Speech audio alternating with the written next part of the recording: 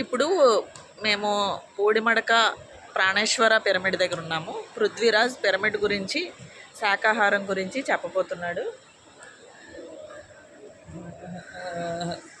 Hi Prithviraj. Hi, ఆ, అందరికీ నమస్కారం. మనం పూడిమడక గ్రామంలో ఉన్నాం. ధ్యానేశ్వరి ఒక పిరమిడ్లో ఉన్నాం. ప్రాణేశ్వరి పిరమిడ్లో ఉన్నాం. ఆ పిరమిడ్లో మనం ధ్యానం చేయడానికి వచ్చాం. ఇక్కడ ఆవులు, బీచ్ అన్నీ చూడొచ్చు. అలలు ఎంతైనా మంచిగా చూడాలి. ఇప్పుడు అలలు చూస్తే మనం హాయినెస్గా ఉన్నాం. సన్యాసరావు గారు అనే ఒక ధ్యానం టీచర్ వ్యక్తి. ఆయన కష్టపడి ఈ పిరమిడ్ కట్టారు. కానీ 1,00,000 సంవత్సరాల నుంచి ఇది పిరమిడ్. ఇప్పుడు పత్రిజీ గారు సంవత్సరం వరకు పుట్టినప్పటి నుంచి బాగున్నారు.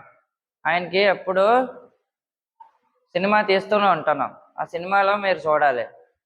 రోజు అన్నదానం ఇక్కడ ఉంటుంది కిందన.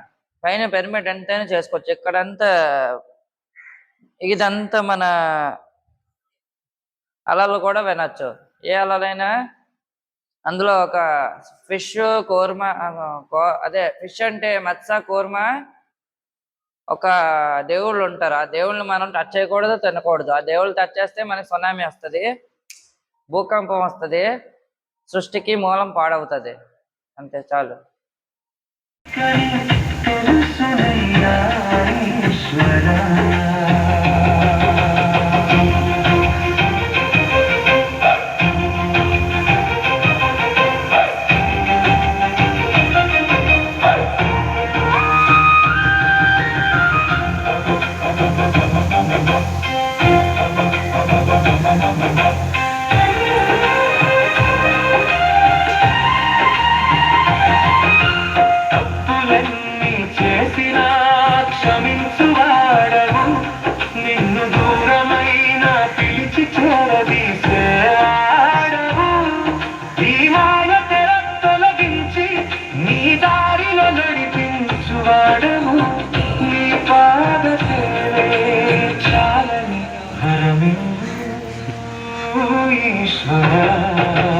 లోకమంతా తాత్కాలికమని తెలుసు ఈశ్వర, అయిన ప్రేమకై లోకాన్నే అడుగుతిని ఈశ్వర.